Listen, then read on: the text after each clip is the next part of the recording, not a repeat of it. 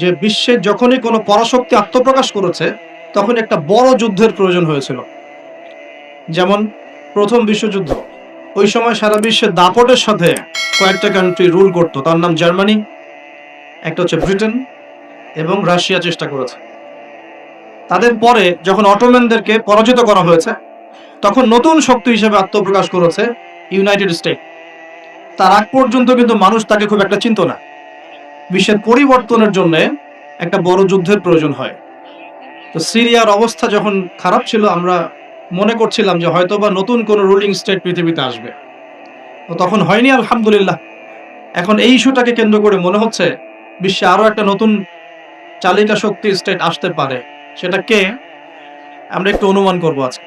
সারা বিশ্বের দিকে তাকিয়ে দেখুন, এক সময় যে বিশ্বটাকে আমরা শাসন করেছিলাম, আমরা বলতে মুসলিমরা, একদিন দুই দিন নয়, প্রায় 1200 বছর, কত বছর, সেই বিশ্বে আজকে আমরা সর্বত্র নির্যাতিত, নিপীড়িত। সারা বিশ্বে রক্ত ঝরছে মূলত মুসলিমদের। আল্লাহ না করুক সারা বিশ্বের মধ্যে একটা পারমাণবিক যুদ্ধ হতে পারে, আমরা দোয়া করি এমনটা যেন না হয়। কিন্তু পরিস্থিতি যা দেখা যাচ্ছে, এতে মনে হচ্ছে এত সহজে এত অল্প সময়ে বিশ্বের এই ফাসাদ বন্ধ হবে না। এটাকে দিন দিন উস্কে দেওয়ার চেষ্টা করা হচ্ছে এবং এই যুদ্ধটাকে দীর্ঘায়িত করার চেষ্টা করা হচ্ছে। কারা করছে? ওই পশ্চিমারাই করছে। যে পশ্চিমারা মুসলিমদের কাছ থেকে 1914 থেকে 18 সালের মধ্যে পুরো বিশ্বের রাজনৈতিক ক্ষমতা কেড়ে নিয়েছে, ওই পশ্চিমারাই করছে। যারা বিশ্বের প্রত্যেকটা মুসলিম কান্ট্রিকে টুকটা টুকটা করে বিভক্ত করে দিয়েছে, ওরাই করছে। যারা বিশ্বের মুসলিম কান্ট্রিগুলোকে বিভিন্ন তন্ত্র মন্ত্রের বেড়াজালে ফেলেছে, পলিটিক্যাল সেক্টরগুলোকে করাপ্টেড করে ফেলেছে, ইকোনমিক সেকশনগুলোতে সুদ ছড়িয়ে দিয়েছে, যারা এখন সংস্কৃতির মধ্যে আমাদেরকে পশ্চিমা কালচার শেখাচ্ছে এবং অভ্যস্ত করছে, এমনভাবে অভ্যস্ত করেছে যে আমাদের বাথরুমের কমোডগুলো পর্যন্ত সব ইংলিশ। আর যারা এখন মুসলিমদের শিক্ষা ব্যবস্থার মধ্যেও মাথা ঢোকানোর চেষ্টা করছে, তো এরাই তারা যারা এই যুদ্ধটাকে লম্বা করার জন্য ফিকির করছে। এটা বিশ্বের একটা বড় ইস্যু। এই ইস্যুটায় মুসলিমরা যে খুব আরামে আছে এমন নয়, বরং এই একটা ইস্যুতেই সারা বিশ্বে এক্সপোর্ট ইম্পোর্ট কলাপস করছে, বৈদেশিক বাণিজ্য ঝুঁকির মুখে পড়ছে। কোনো কোনো ক্ষেত্রে ডলারের বিপরীতে বিভিন্ন মুদ্রার মান কমে যাচ্ছে, কোনো কোনো ক্ষেত্রে গ্যাস এবং তেলের দাম বেড়ে যাচ্ছে, নিত্য প্রয়োজনীয় জিনিসপত্রের দাম বেড়ে যাচ্ছে, কারণ যুদ্ধের কারণে এক্সপোর্ট ইম্পোর্ট কলাপস করছে। এবং যখন এক্সপোর্ট ইম্পোর্টটা কলাপস করে তখন কি হয়? তখন মুদ্রাস্ফীতি হয়। মুদ্রাস্ফীতি মানে টাকা ফুলে যাওয়া নয়, মুদ্রাস্ফীতি মানে হচ্ছে ডলারের বিপরীতে টাকার মান কমে যাওয়া। মনে করেন, কথার কথা বলছি, যদি এমন হয় যে $1 সমান সমান 100 টাকা, আর বৈশ্বিক সংকটের কারণে যদি ডলারের দাম বেড়ে যায়, টাকার মান কমে যায়, তখন দেখা যাবে $1 সমান সমান 125 টাকা। এমন হতে পারে। এই যে 25% বা 20% যে দামটা বেড়ে গেল, তার মানে আপনি আপনার বেতনের 20% শ্রমটা হারিয়ে ফেললেন। আপনার বেতন যদি হয় 100 টাকা, এখন আপনার বেতন হচ্ছে 80 টাকা, অথচ 80 টাকা অর্জনের জন্য আপনাকে 100 টাকা শ্রম দিতে হবে। তো এগুলো কিন্তু একটা ইস্যু সারা বিশ্বে ব্যাপক প্রভাব ফেলে। একটা যুদ্ধ এমনি এমনি লাগানো হয় না, এটা পরিকল্পিত। কারণ বিশ্বে এভাবে যদি ম্যাসাকার না করা হয়, তাহলে নতুন শক্তি আত্মপ্রকাশ করে না। যারা বিশ্বের ইতিহাসগুলো একটু পড়ে দেখেছেন, ওয়ার্ল্ড হিস্ট্রি, তারা বুঝতে পারবেন যে বিশ্বে যখনই কোনো পরাশক্তি আত্মপ্রকাশ করেছে তখন একটা বড় যুদ্ধের প্রয়োজন হয়েছিল। যেমন প্রথম বিশ্বযুদ্ধ, ওই সময় সারা বিশ্বে দাপটের সাথে কয়েকটা কান্ট্রি রুল করতো, তার নাম জার্মানি, একটা হচ্ছে ব্রিটেন এবং রাশিয়া চেষ্টা করেছে। তাদের পরে যখন অটোম্যানদেরকে পরাজিত করা হয়েছে তখন নতুন শক্তি হিসেবে আত্মপ্রকাশ করেছে ইউনাইটেড স্টেট। তার আগ পর্যন্ত কিন্তু মানুষ তাকে খুব একটা চিনত না। বিশ্বের পরিবর্তনের জন্য একটা বড় যুদ্ধের প্রয়োজন হয়। তো সিরিয়ার অবস্থা যখন খারাপ ছিল, আমরা মনে করছিলাম যে হয়তোবা নতুন কোনো রুলিং স্টেট পৃথিবীতে আসবে। তো তখন হয়নি, আলহামদুলিল্লাহ। এখন এই ইস্যুটাকে কেন্দ্র করে মনে হচ্ছে বিশ্বে আরো একটা নতুন চালিকা শক্তি স্টেট আসতে পারে। সেটা কে, আমরা একটু অনুমান করবো আজকে। কেন অনুমান করব? কারণ তাদের সাথে মুসলিমদের ভবিষ্যৎ জড়িত আছে, তাদের সাথে মুসলিমদের ভবিষ্যৎ জড়িত আছে। এবার আপনাকে আমি একটা দ্বিতীয় ইস্যুর দিকে নিয়ে আসি। সারা ওয়ার্ল্ডে দ্বিতীয় একটা ইস্যু চলছে এখন, সেটা হলো কোরআন পুড়িয়ে দেওয়া ইস্যু। কি ইস্যু? কারা পুড়িয়ে দিচ্ছে? আমরা মুসলিমরা কি কখনো অন্য কারো ধর্মগ্রন্থ পুড়িয়ে দিয়েছে? আমরা বরং এই কথা বলি যে কোন মুসলিম ততক্ষণ পর্যন্ত মুসলিম হতে পারবে না যতক্ষণ পর্যন্ত সে ঈসা আলাইহিস সালামকে নবী বলে স্বীকার না করছে। আমাদের চাইতে নবী ঈসা আলাইহিস সালামকে কেউ বেশি সম্মান করে? আমরা বলছি কেউ মুমিনই হতে পারবে না, মুসলিম হতে পারবে না যদি সে ঈসা আলাইহিস সালামকে আল্লাহর নবী বলে স্বীকার না করে। এখন তার অনুসারীর দাবিদাররা তাহলে কেন কোরআন পুড়িয়ে দিচ্ছে? উত্তর, কোরআনুল কারীম তাদের বিকৃত ধর্মচর্চা এবং সারা বিশ্বব্যাপী তাদের জুলুম নির্যাতনের বিরুদ্ধে কথা বলছে বলেই তারা কোরআনের বিরুদ্ধে ক্ষোভ ঝাড়ছে। যেমন তাদের মধ্যে জেনাটা হালাল, যে যার সাথে ইচ্ছা জেনা করতে পারে, আর আল্লাহ পাক কোরআনে বলছেন জেনার ধার কাছেও যেও না। তাদের কাছে সুদটা হালাল, সুদটা ওদের কাছে বৈধ এবং সুদ দিয়ে তারা চলে, অন্য রক্ত চুষে খায়। সুদের ফলাফলটা অনেকটা ঢাকা শহরের মতো। কিসের মতো? একটা অংশ দেখবেন দিন দিন রিচ হচ্ছে, দিন দিন রিচ থেকে রিচার হচ্ছে একটা অংশ, আরেকটা অংশ দিন দিন প্রভার্টি এবং ডেস্টিটিউশনের মধ্যে যাচ্ছে। প্রত্যেকটা বড় বড় শহরের এই চিত্র। সুদের মধ্য দিয়ে সারা বিশ্বের একটা অংশের মানুষ দিন দিন ধনী হয়েছে। সবার ক্ষতি হয়নি, কিন্তু ধনীরা আরো ধনী হয়েছে, আর গরিবরা দিন দিন তাদের অর্থ সম্পদের মান হারিয়েছে, তাদের অধিকার হারিয়েছে, তাদের জীবনযাত্রার মান কমে গেছে, প্রভার্টি এবং ডেস্টিটিউশনের মধ্যে চলে গেছে দরিদ্ররা। তারা এক কথায় বলতে পারি দাসত্বের শৃঙ্খলা আবদ্ধ হয়েছে, অর্থনৈতিক দাসত্বের শৃঙ্খলা আবদ্ধ হয়েছে। এটা ব্যক্তি থেকে শুরু করে সমাজ, কোন কোন ক্ষেত্রে রাষ্ট্র পর্যন্ত দাস হয়ে গেছে। আপনারা কি শ্রীলঙ্কার কথা জানেন? দেশটা যে দেউলিয়া হয়ে গিয়েছিল, কেন হয়ে গেছে? মূল কারণটা কি? দুইটা কারণ। মূল কয়টা কারণ? অনেকে তিনটা চারটা কারণ বলেন। অর্থনীতিবিদ যারা আছেন, আমাদের দেশের বড় বড় অর্থনীতিবিদ যারা আছেন, তারা 4টা থেকে 5টা কারণ বলেন। আমি স্টাডি করেছি, কিন্তু আমরা ইসলামিক সেন্সে দেখি দুটো কারণ। কয়টা কারণ? 1 নাম্বার দুর্নীতি। 1 নাম্বার কি? দুর্নীতি। 2 নাম্বার হচ্ছে রিবা বা সুদ। ব্যাস, যথেষ্ট। বাকি যেগুলো অপরিকল্পিত প্রজেক্ট ইত্যাদি ইত্যাদি, এগুলো অত মেজর কারণ নয়, এগুলোকে সামাল দেওয়া যেত। মূল কারণ দুটো, একটা হচ্ছে করাপশন বা দুর্নীতি, একটা হচ্ছে রিবা বা সুদ। আপনারা কি জানেন এই উপমহাদেশের মধ্যে আরো একটা কান্ট্রি ঠিক শ্রীলঙ্কার মতো পরিণতি বরণ করতে যাচ্ছে? নো, বাংলাদেশ না, এক্স্যাক্টলি পাকিস্তান। অথচ তারা এই তো আমাদের মহান মুক্তিযুদ্ধে কত নির্মম ভাবে আমাদের ভাইদেরকে হত্যা করেছিল না? হত্যা করেছিল না? এটা কি ন্যায় ছিল না অন্যায় ছিল? আচ্ছা, কি উদ্দেশ্য ছিল ওদের? ওরা চাইতো আমাদেরকে শাসন করতে, আমরা দাসত্বের শৃঙ্খলা থাকবো, ওরা আমাদেরকে শাসন করবে। আজকে দেখেন মাত্র 30 থেকে 40-50 বছরের ব্যবধানে আল্লাহ পাকের কি ফয়সালা। আমরা কারো ক্ষতিতে কিন্তু খুশি হই না। আল্লাহ পাকের ফয়সালা দেখুন, এমন একটা জায়গায় চলে গেছে যে হয়তো তাদের কাছে ওষুধের কাঁচামাল আছে 2 দিনের। কয় দিনের? গতকালকে রিপোর্ট, ওষুধ তৈরির যে কাঁচামাল প্রয়োজন হয়, যেগুলো বাইরে থেকে মানুষ ইম্পোর্ট করে, যেগুলো শিপ থেকে নামানো হয়, এগুলো নামানোর মতো ডলার তাদের কাছে নাই যে ডলার দিয়ে সেগুলো নামাবে। 2 দিনের মেডিসিন আছে ওদের কাছে। আপনারা জানেন না, আমাদের টাকার হিসেবে যদি $1 সমান সমান 80 বা 100 টাকা হয়, অলরেডি তাদের কাছে $1 সমান সমান প্রায় 375 রুপি পাকিস্তানি রুপি, এবং তাদের মুদ্রাস্ফীতি অনেক বেশি। সুদের কারণে, পশ্চিমাদেরকে বন্ধুরূপে গ্রহণ করার কারণে, কোন কোন ক্ষেত্রে মুসলিমদের সাথে গাদ্দারি করার কারণে, কোন কোন ক্ষেত্রে করাপশনের কারণে এবং ডমিনেশন, জনগণের উপর ডমিনেশনের কারণে আজকে আস্তে আস্তে আস্তে আস্তে ওদের অবস্থা এমন একটা জায়গায় চলে গেছে। আল্লাহ না করুক, আমরা তো কারোর জন্য বদদোয়া করবো না, আল্লাহ না করুক, দেখা যাবে হয়তো 1 মাস রমজান মাসের মধ্যে দেখবেন দেউলিয়া হয়ে বসে আছে। এমন হতে পারে। কেন হচ্ছে বিষয়গুলো? কারণ রিবা। মূল কারণটা কি? রিবা এবং দুর্নীতি। মূল কারণটা কি? দুর্নীতি এবং রিবা। একটা কথা বলি, দুর্নীতিতে কিন্তু আমরাও কম কম না, অন্তত আমাকে এদিকে কিন্তু আমরাও কম না। একটা সময় ছিল যখন আমরা 1 নাম্বার ছিলাম, মনে আছে? এটা ছিল 2005 সালের কথা।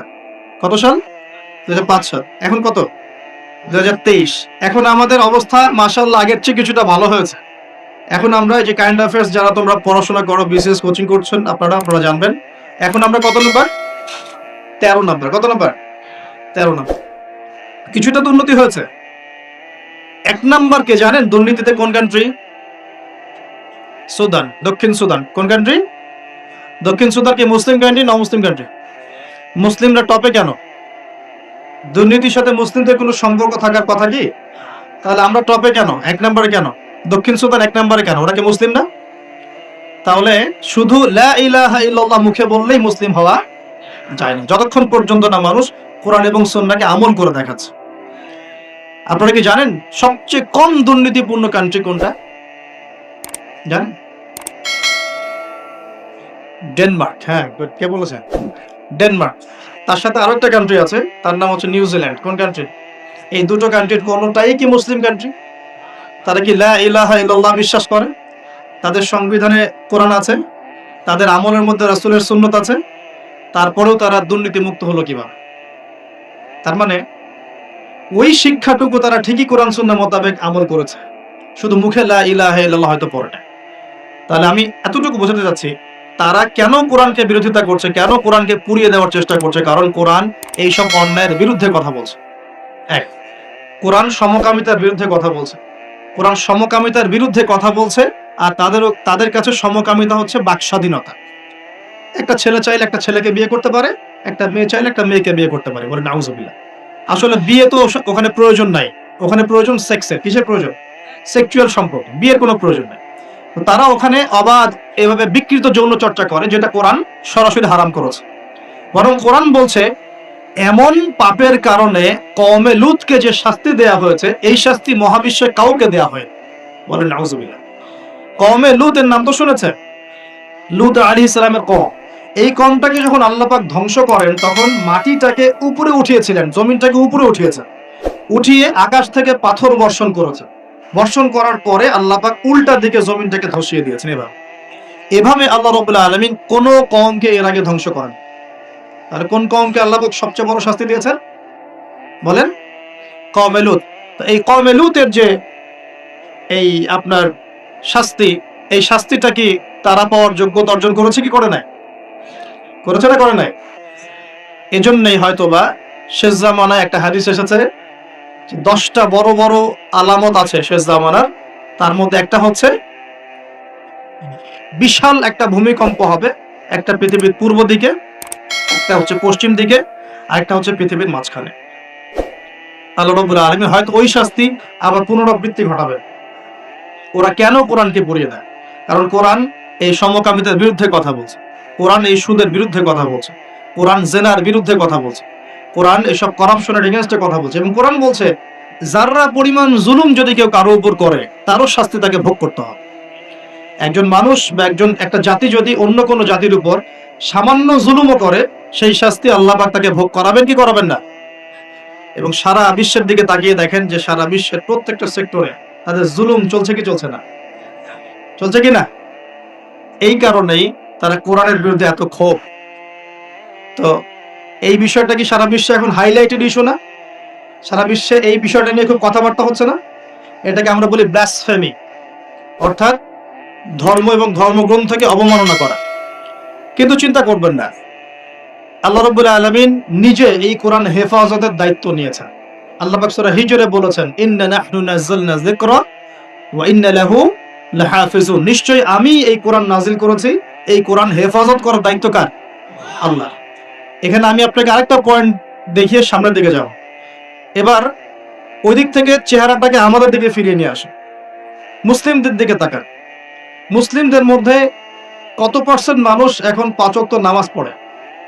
কত পার্সেন্ট মানুষ বিশুদ্ধ করে কোরআন তেলাওয়াত করতে জানে? মুসলিম পরিবারগুলোর মধ্যে কত পার্সেন্ট পরিবারে ইসলামিক পর্দা চালু আছে? মুসলিমদের মধ্যে কত পার্সেন্ট মানুষ হালাল খাওয়ার চেষ্টা করে, হারাম থেকে বেঁচে থাকার চেষ্টা করে?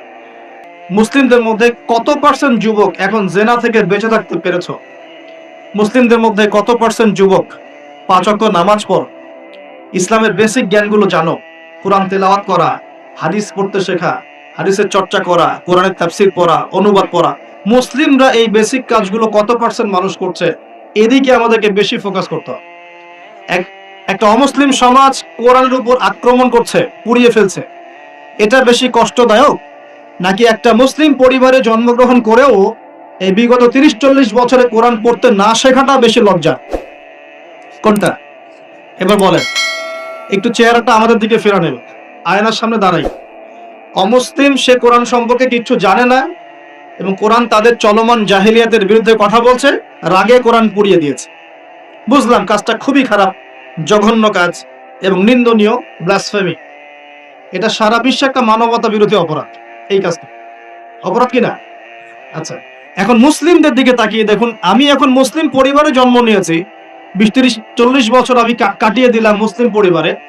জন্ম নেওয়ার পরেও, মুসলিম পরিবেশে থাকার পরেও, কোরআন সুন্নাহর বয়ান শোনার পরেও, জুমার নামাজ পড়ার পরেও, ঈদের নামাজ পড়ার পরেও, রমজানের রোজা রাখার পরেও, আলেম ওলামাদেরকে পেয়েও আমি যে কোরআন তেলাওয়াত করতে জানি না, এখন আমাকে কি করা উচিত? উত্তর দেন। এখন আমার কি করা উচিত? কে বড় অপরাধ করেছে? কে বড় অপরাধ করেছে? আমি মুসলিম পরিবারে জন্মগ্রহণ করেও কোরআন পড়তে জানি না, আমি কি বেশি বড় অপরাধী? নাকি যে ব্যক্তি কখনো কোরআন চেনেই না, জানেই না, যে কোরআনকে অবমাননা করছে, কে বড় অপরাধী? কোরআন যে পুড়িয়ে দিয়েছে জানেন, আল্লাহর নবী সাল্লাল্লাহু আলাইহি ওয়াসাল্লাম কিয়ামতের দিনে ওই ব্যক্তির বিরুদ্ধে বদদুয়া করবেন না। জি না, করবেন না। আল্লাহ রাব্বুল আলামিন সূরা ফুরকানের মধ্যে বলেছেন যে আল্লাহর রাসূল সাল্লাল্লাহু আলাইহি ওয়াসাল্লাম আমার উম্মত, মানে আমাদের উম্মতে মুহাম্মাদের বিরুদ্ধে আল্লাহর কাছে অভিযোগ পেশ করবেন। কার বিরুদ্ধে? এই যে উম্মতে মুহাম্মাদের বিরুদ্ধে আমাদের নবী মুহাম্মদ সাল্লাল্লাহু আলাইহি ওয়াসাল্লাম একটা অভিযোগ পেশ করবেন। আল্লাহ পাক তাকে বলবেন, হে মুহাম্মদ সাল্লাল্লাহু আলাইহি ওয়াসাল্লাম, তোমার উম্মতের কি হয়েছিল, কেন বিভ্রান্ত হলো?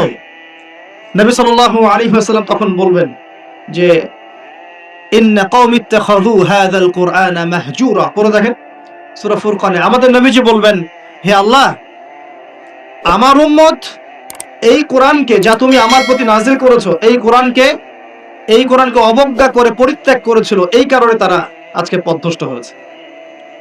এবং নবী সাল্লাল্লাহু আলাইহি ওয়াসাল্লাম আল্লাহর কাছে আক্ষেপ করবেন, অভিযোগ পেশ করবেন যে আমার উম্মতকে আমি কোরআন দিয়ে এসেছিলাম, কিন্তু তারা সেই কোরআন চর্চা করে নাই, পড়ে নাই, কোরআনের হক আদায় করে নাই, এই কারণে তারা আজকে পথভ্রষ্ট হয়েছে। তাহলে আমাদের নবীজি আমাদের বিরুদ্ধে আল্লাহর কাছে ক্ষোভ ছাড়বেন না? তো প্রথম যে শিক্ষাটা আজকে নেওয়া উচিত সেটা হলো, বিশ্বে যা যা ঘটছে এই সব বিষয়গুলোর সাথে আমাদের শেষ জামানা সম্পৃক্ত, এবং প্রত্যেকটা বিষয়ের গভীরে যাওয়ার জ্ঞান আমাদের অর্জন করা উচিত এবং দৃষ্টিভঙ্গি প্রশস্ত করা উচিত। খিদর আলাইহিস সালামের মতো অন্তর্দৃষ্টি অর্জন করা উচিত। পাশাপাশি কোরআন কেন্দ্রিক জীবনটা গড়া উচিত। আমরা কি নিয়াত করতে পারি যে আগামী রমজান আসার আগেই আমরা সবাই পবিত্র কোরআন তেলাওয়াত করা শিখব ইনশাআল্লাহ? কোরআন পুড়িয়ে দেওয়ার ইস্যুটা হোক আমাদের কোরআন শিক্ষার প্রেরণা, কোরআন পুড়িয়ে দেওয়ার ইস্যুটা হোক কোরআন শেখার প্রেরণা, যে আমি মুসলিম পরিবারে জন্ম নিয়েছি, আমি কেন কোরআন শিখব না? আসুন কোরআন শিখি, কোরআন বুঝি এবং কোরআন দিয়ে আমরা জীবন গড়ি। আল্লাহ পাক তৌফিক এনায়েত করুন। এই যুব সমাজের হাতে এই দেশ এবং উম্মার ভবিষ্যৎ নির্ভর করছে। এই যুবকদের হাতেই এই জাতি এবং এই দেশ এবং এই উম্মার ভবিষ্যৎ নির্ভর করছে। অথচ তোমরা কি করছো? অথচ তোমরা বেনামাজি পড়ে আছো, অথচ তোমরা যাকাত দিচ্ছ না, রমজানের রোজা রাখছো না, তোমরা ওযু গোসলের মাসআলা বলতে পারছো না, তোমরা ঈমান আকীদা ঠিক করছো না, নবীর 40 হাদিস মুখস্থ করছো না, কোরআন পড়া শিখছো না। যুবকদের হাতে এই দেশ এবং জাতির ভবিষ্যৎ। সেই যুবকরা পড়ে আছে এখন মাদকের নেশায়। এই যুবকদের একটা বড় অংশ মেয়েদের পিছনে তার জীবন নষ্ট করে দিচ্ছে। এই যুবকদের একটা বড় অংশ এখন পর্নোগ্রাফিতে আসক্ত হয়ে বসে আছে। এটা কিন্তু কেউ অ্যাভয়েড করতে পারবে না। আমরা যারা অনলাইনে ঢুকি, অনলাইনে যারাই ঢুকেছি তাদের চোখে এরকম নগ্নতা পড়েছে। কি দাড়িওয়ালা, কি টুপিওয়ালা, কি আলেমা, কি জালেম, সবার একই অবস্থা। অনলাইনে যে ঢুকেছে তার চোখে নগ্নতা পড়েছেই পড়েছে। আর এটা স্কিপ করার তো বুদ্ধি নাই। চালাতে হচ্ছে আপনাকে, কোনো কোনো সময় হোয়াটসঅ্যাপ চেক করতে হচ্ছে, ফেসবুক অ্যাকাউন্ট প্রয়োজন হচ্ছে কারণ আপনি খবর রাখতে চাচ্ছেন, ইউটিউবিং করতে হচ্ছে, ইউটিউব দেখতে হচ্ছে। একটা ভালো কিছু দেখবেন সেখানেও অ্যাড চলে আসছে। অতএব এখানে কি করব? ফাত্তাকুল্লাহ মাস্তাতাতুম, সাধ্যমতো আল্লাহকে ভয় করতে হবে, চরিত্র পবিত্র রাখতে হবে, হালাল উপার্জনের সোর্স তৈরি করা মাত্রই বিয়ে করে ফেলতে হবে। বিয়ে ছাড়া চরিত্র হেফাজতের অন্য কোনো পদ্ধতি নেই। এই চিরকুমার সঙ্গটঙ্গ যোগ দিয়ে লাভ নাই। আর যতই হারাম প্রেম করেন না কেন, এই প্রেমগুলো আপনাকে মনে শান্তি দিবে না, এগুলো আপনাকে অস্থির করে রাখবে। কেন? কারণ এটা হারাম, এটা হারাম। আর যখন হালাল ভালোবাসা আপনি পাবেন, হালাল ভালোবাসা যেটা আল্লাহ পাক নাজিল করেন, তখন ইনশাআল্লাহ আপনার মনের মতো স্ত্রী না হলেও দেখবেন আপনি তার সাথে সারা জীবন কাটিয়ে দিচ্ছেন, কারণ এই ভালোবাসা আল্লাহর পক্ষ থেকে আসবে। এখানে শুধু এই যে কিছু মানুষ মনে করে বিয়ে মানে যৌনতা, তাই না? এটা একটা কনসেপ্ট তৈরি করে দেওয়া আছে, বিয়ে মানে মনে হয় যৌনতা। আসলে বিয়ে যৌনতার বৈধ একটা পথ মাত্র, এটা হালাল একটা পথ মাত্র। এখানে আরো বড় বিষয়টা হচ্ছে দায়িত্ববোধ। দায়িত্ব, একটা মানুষের দায়িত্ব নেয়া, তার অভিভাবক হওয়া, তার সাথে জীবনের সুখ দুঃখ হাসি কান্নাকে ভাগাভাগি করে নেয়া, তার সাথে জীবনের উদ্দেশ্য ফিক্স করা, কষ্ট করে হলেও সবর করে হলেও সুখে দুঃখে পাশে থাকা। স্বপ্ন মানে পাশে থাকা, স্বপ্ন মানে কি? পাশে থাকা। তার দায়িত্ব নেয়া, রেসপন্সিবিলিটি নেয়া, তাকে খাওয়ানো, তার ভরণ পোষণ দেয়া। কেউ যদি আপনার স্ত্রীর দিকে খারাপ চোখে তাকায়, আপনি তার চোখটা পর্যন্ত তুলে ফেলবেন, এর নাম বিয়ে। এই কাজ করবেন না? এই কাজ করবেন। তো এখানে যৌনতা মানেই মনে হয় যৌনতা, বিষয়টা এমন নয়। এখানে অনেক বিষয় জড়িত আছে। এই কারণে একটা পবিত্র সম্পর্ক, এটা মিসাকুন গালিজ, এটা কঠিন অঙ্গীকার আল্লাহর পক্ষ থেকে। এই কারণে দেখা যায় অনেক চড়াই উতরাই পার হলেও বৈবাহিক সম্পর্ক ঠিক থাকে, থাকে না? কিন্তু যত দিন যাচ্ছে কি হচ্ছে?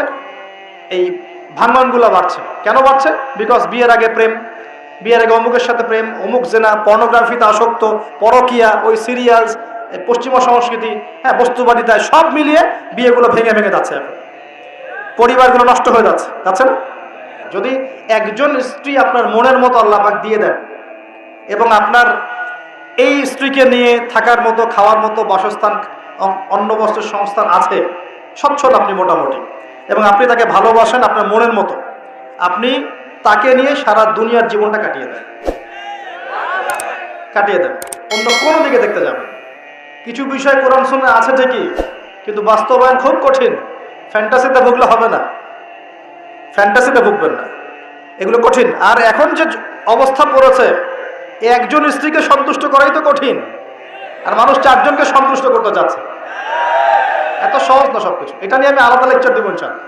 আপনাদের কিছু বিষয় জানতে হবে, জানার দরকার আছে।